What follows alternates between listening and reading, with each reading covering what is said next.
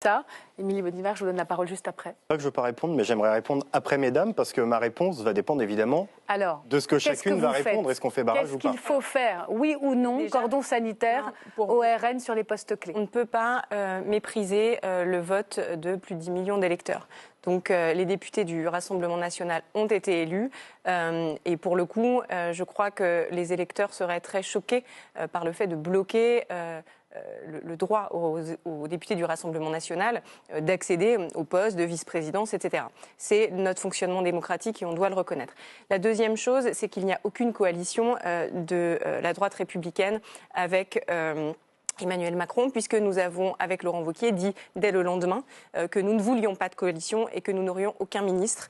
En revanche, que nous étions très exigeants pour servir les Français rapidement avec notre pacte législatif. Donc, un pacte législatif, ça veut dire que vous ne votez pas la censure si on reprend quelques-unes de vos mesures. C'est bien ça pour comprendre ? Des mesures essentielles et urgentes, celle de l'amélioration du pouvoir d'achat des salariés et la deuxième chose, la sécurité.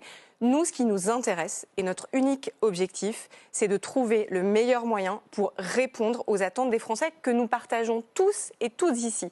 On a vu que pendant 2 ans, le fonctionnement de l'Assemblée nationale était chaotique et que nous n'avons pas pu et on a l'impression que le chaos est encore plus grand ce soir.